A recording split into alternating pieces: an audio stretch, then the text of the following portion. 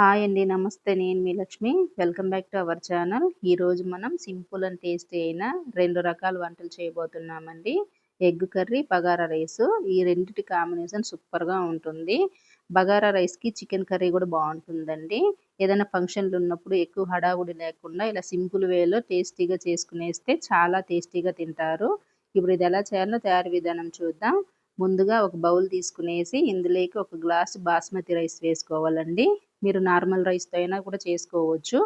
నేను బాస్మతి రైస్‌తో చూపిస్తా ఉన్నాను. ఇప్పుడు ఇందులో నీళ్లు వేసుకునేసి వీటిల్ని శుభ్రంగా 1, 2 సార్లు కడుక్కునేసి రైస్ మునిగేంత వరకు నీళ్లు వేసి దీన్ని ఒక 10 నిమిషాలు పక్కన పెట్టుకునేద్దాము.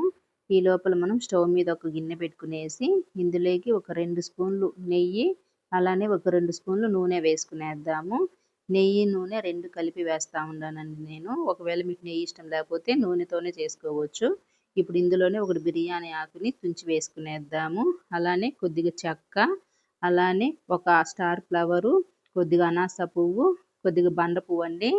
ఇందులోనే ఒక బ్లాక్ ఇలాచీ, 2 యాలక్కాయలు, ఒక 3 లవంగాలు, ఒక అర టీ స్పూన్ జీలకర్ర వేసుకునేసి ఈ బిర్యానీ స్పైసెస్‌నంతా కొద్దిగా వేపుకోవాలి.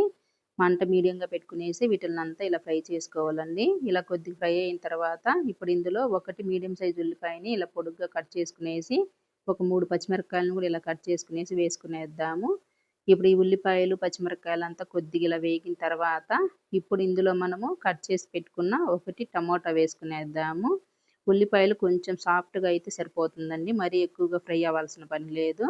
ఇప్పుడు టమోటాలను కూడా వేసుకున్న తర్వాత మరొకసారి దీన్నంతా ఒకసారి ఇలా కలిపేసేసి ఇప్పుడు ఇందులో మనము ఒక స్పూను ఫ్రెష్‌గా నూరిన అల్లం వెల్లుల్లి పేస్ట్ వేసుకునేద్దాము.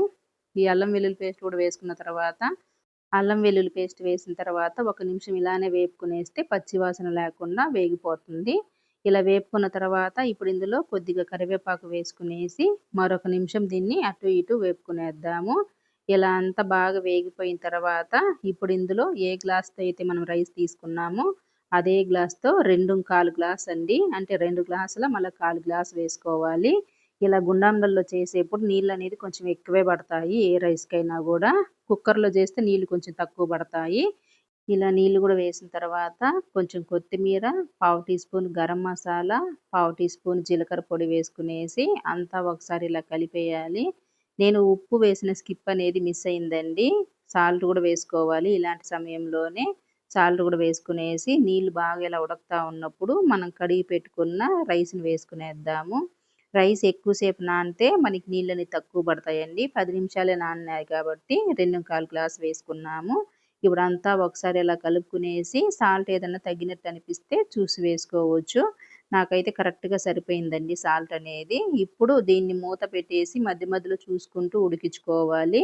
మధ్యలో ఒకసారి ఇలా మూత తీసి అంతా ఒకసారి ఇట్లా కిందికి పైకి కలుపుకునేయాలి. మనకి నీళ్లు తగ్గిందా లేదా అని కూడా చూసుకోవాలి.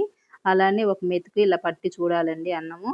మనకిలా కొంచెం ఇరిగినట్టుగా ఉంది గదా! ఇంకొక 2 నిమిషాలుంటే సరిపోతుంది. అంటే ఇప్పుడు మంట అనేది పూర్తిగా సిమ్‌లో పెట్టుకునేసి రైస్‌లో ఇంకా కొంచెం నీళ్లున్నాయి గదా! ఇవి ఇమిరిపోవాలి చక్కగా. ఇలాంటి సమయంలో మీకు నీళ్ళు ఏదైనా తక్కువ అనిపిస్తే ఎసురు వేడి నీళ్ళు కొద్దిగా కాంచి వేసుకోండి. నాకైతే కరెక్ట్‌గా సరిపోయినాయి. ఇలా ఒక 2 నిమిషాలు బాగా ఉడికించుకునేసి 2 నిమిషాల తర్వాత స్టవ్ ఆఫ్ చేసుకునేసి ఒకసారి రైస్‌ని చూద్దాము. చూడండి మనకి ఉన్న నీళ్ళు గూడా చక్కగా ఇమిరిపోయి రైస్ గూడా పొడి పొడిలాడుతూ వచ్చింది. ఇలా కరెక్ట్‌గా వేసుకోవాలండి. అంటే రైస్‌ని బట్టి కూడా ఉంటుంది ఒక్కొక్కసారి. కాబట్టి నీళ్ళనేది చూసి వేసుకోవాలి. ఇప్పుడు దీన్ని పక్కన పెట్టుకునేద్దాము మూత పెట్టేసి. ఇప్పుడు మనం ఎగ్ కర్రీ ప్రిపేర్ చేసుకునేద్దామండి. ముందుగా ఎగ్ కర్రీ మసాలా ప్రిపేర్ చేసుకునేద్దాము. స్టవ్ మీద కళాయి పెట్టుకునేసి ఇందులోకి ఒక 3 స్పూన్లు ఆయిల్ వేసుకునేద్దాము.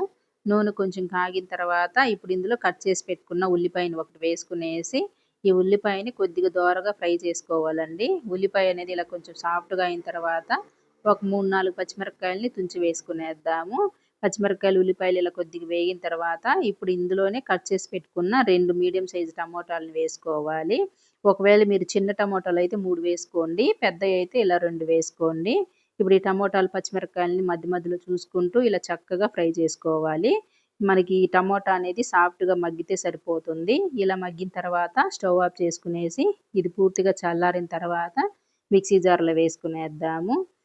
ఇప్పుడు ఇందులోకి ఒక 10, 12 చిన్నుల్లిపాయలు పొట్టు తీసి వేసుకునేసి, ఒక చిన్న అల్లం ముక్క, ఒక కొంచెము ఎండు కొబ్బరి పలుకులు వేసుకునేసి, అలానే ఒక 6, 7 జీడిపప్పులు, కొంచెం కొత్తిమీర గూడా కడిగి వేసుకునేద్దాము. ఒక పిడికెడు. ఇప్పుడు వీటిల్ని మధ్య మధ్యలో చూసుకుంటూ నీళ్ళేదన్నా అవసరమైతే వేసుకుంటూ ఇలా మెత్తగా పేస్ట్ లాగా చేసుకోవాలి. నేనైతే కొంచెం నీళ్ళు వేసినానండి. ఇప్పుడు దీన్ని పక్కన పెట్టుకునేసి కోడిగుడ్లను చూద్దాము. ఆల్రెడీ కోడిగుడ్లు నేను ఉడికిచ్చి పెట్టున్నాను. ఒక 8 గుడ్లు. మీరు ఎక్కువ, తక్కువ అనేది మీ ఇష్టమండి. ఎన్నైనా వేసుకోవచ్చు. ఇప్పుడు స్టవ్ మీద ఒక పెనం పెట్టుకునేసి, ఇందులోకి 1 గాని, 2 స్పూన్లు గాని నూనె వేసుకునేసి, మనం ఈ ఉడకపెట్టి పెట్టిన గుడ్లను వేసుకునేద్దాము. ఈ కోడిగుడ్లు అనేది కొంచెం అట్లా ఫ్రై చేసుకుందామండి. ఉప్పు, కారం ఏమి వేయకుండా ఇలానే కొద్దిగా అట్లా ఫ్రై చేసుకోవాలి. ఈ ఎగ్ కర్రీకి ఇలా చేస్తేనే బావుంటుంది. కోడిగుడ్లు వేగిన తర్వాత ఒక ప్లేట్‌లో వేసుకునేసి, ఇదే పెనంలో ఒక 2 స్పూన్ల ఆయిల్ వేసుకునేసి, నూనె కాగిన తర్వాత ఒక అర టీ స్పూన్ ఉద్దిపప్పు ఆవాలు వేసుకునేద్దాము. ఇవి కూడా కొద్దిగా వేగిన తర్వాత ఒక చిన్న ఉల్లిపాయ కట్ చేసి వేసుకునేసి, ఈ ఉల్లిపాయని దోరగా ఫ్రై చేసుకోవాలండి. మరీ ఎక్కువ ఫ్రై అవ్వాల్సిన అవసరం లేదు. ఇలా వేగితే సరిపోతుంది. ఇప్పుడు ఇందులో మనం రుబ్బి పెట్టిన మసాలాను వేసుకునేసి, ఈ మసాలాని 2 నిమిషాలు ఇలానే వేపుకోవాలి. కోడిగుడ్లు మీ ఇష్టం ఎన్నైనా వేసుకోవచ్చన్నారు. మీరు చూపించినంత మసాలా మేమేసే గుడ్లకి తక్కువవుతుందనుకుంటారేమో. నేను చూపించిన ఈ మసాలా అనేది 6 గుడ్లకైనా, 5 గుడ్లకైనా వేసుకోవచ్చండి. కొంచెం కొంచెం తగ్గించుకోవచ్చు అన్నీ. అంటే 2 టమోటాలు వేసినాను గదా! ఒక టమోటా వేసుకోవచ్చు. 3 జీడిపప్పు, అలానే ఒక 4, 5 చిన్నుల్లిపాయలు అలా తగ్గించి, తగ్గించి అన్నీ వేసుకుంటే కరెక్ట్‌గా సరిపోతుంది మసాలా. ఇప్పుడు ఇందులో 1 స్పూన్ మిరప్పొడి, 1 స్పూన్ ధనియాల పొడి, ఒక పావు టీ స్పూన్ ఏంచిన జీలకర్ర పొడి, రుచికి సరిపడా ఉప్పు వేసుకునేసి దీన్నంతా ఒకసారి ఇలా కలిపేయాలి. ఇలా అంతా బాగా కలిపిన తర్వాత ఇప్పుడు ఇందులో కొంచెం కరివేపాకు వేసుకునేద్దాము. మనకి ఈ గ్రేవీ అనేది కొంచెం ఎక్కువైనా గూడా బావుంటుందండి. దోసల్లోకైనా గూడా చాలా బావుంటుంది ఇట్లా గ్రేవీ చేసుకునేస్తే. ఒకసారి ఇలా చేసుకొని చూడండి మీకే తెలుస్తుంది. ఇప్పుడు కరివేపాకు గూడా వేసుకున్న తర్వాత ఇప్పుడు ఇందులోనే ఒక గ్లాస్ నీళ్లు నేను మిక్సీ జార్‌లో వేస్తా ఉన్నానండి. అందులో కొంచెం మసాలా ఉందని. ఈ గ్లాస్ నీళ్ళైతే కరెక్ట్‌గా సరిపోతుంది. గ్రేవీ అనేది కొంచెం చిక్కగా ఉంటుంది. మీకు పలచగా కావాలనుకుంటే ఇంకొక అర గ్లాస్ వేసుకోండి. ఇలా నీళ్ళు గూడా వేసిన తర్వాత అంతా ఒకసారి కలిపేసి మూత బెట్టి ఆయిల్ పైకి తేలేంత వరకు ఈ మసాలాని ఉడకనియ్యాలి. ఒక 5 నిమిషాలైతే సరిపోతుంది. 5 నిమిషాల తర్వాత మూత తీసి అంతా ఒకసారి ఇలా కలిపేయాలి. లేకపోతే మనకు అడుగంటేస్తాది. గ్రేవీ అనేది ఈ మాత్రం చిక్కగా ఉంటే సరిపోతుంది. ఇప్పుడు ఇందులో కొంచెం కస్తూరి మేతిని వేసుకునేద్దాము. ఇలా కోడిగుడ్డు కర్రీలో కస్తూరి మేతి వేస్తే చాలా టేస్టీగా ఉంటుందండి. ఎప్పుడైనా మీరు ఎగ్ కర్రీ చేసినప్పుడు వేసుకొని చూడండి. టేస్ట్ మీకే తెలుస్తుంది. చాలా బావుంటుంది టేస్ట్ అయితే. ఇప్పుడు ఈ గ్రేవీ అనేది ఇలా కొంచెం చిక్కగా అయింది గదా! ఇప్పుడు కోడిగుడ్లు వేసుకునేద్దాము. ఈ కోడిగుడ్లు నేను 3 కట్ చేసినాను. 5 అలానే వదిలేసినానండి. ఇలా కట్ చేసి వేసుకునేస్తే బావుంటుందని. ఒకవేళ మీకు కట్ చేయడం ఇష్టం లేకపోతే 8 గుడ్లనైనా అలానే వేసుకోవచ్చు. మీరు ఎన్ని తీసుకుంటారో అన్ని కట్ చేయకుండా కూడా చేసుకోవచ్చు. కోడిగుడ్లు వేసిన తర్వాత చిన్నగా గరిటెతో కలుపుకునేసి ఇప్పుడు మూత పెట్టి ఒక 2 నిమిషాలు ఉడకనిద్దాము. 2 నిమిషాల తర్వాత మూత తీసి కోడిగుడ్లని చిన్నగా ఇలా కలుపుకునేయాలి. గరిటెతో చిన్నగా తిప్పుకునేయాలి. కోడిగుడ్లు అనేది చితికిపోకుండా. ఇప్పుడు స్టవ్ ఆఫ్ చేసుకునేసి దీన్ని కొంసేపు పక్కన పెట్టేస్తే పూర్తిగా చల్లారినంక గ్రేవీ ఇదిలాగా చిక్కగా వస్తుందండి. చూసారు గదా! మీకు పలచగా కావాలనుకుంటే ఇంకొద్దిగా నీళ్లు వేసుకోవచ్చు. ఇంతే అండి. Egg curry, bagara rice 2 ready అయిపోయినాయి గదా! ఈ రెండిటి కాంబినేషన్ అనేది సూపర్‌గా ఉంటుంది. చికెన్‌కైనా బావుంటుంది. ఎగ్ కర్రీకైనా బావుంటుందండి. ఇలా మీరు గూడా ఒకసారి చేసుకొని చూసి మీకెలా వచ్చిందనేది కామెంట్‌లో చెప్పండి.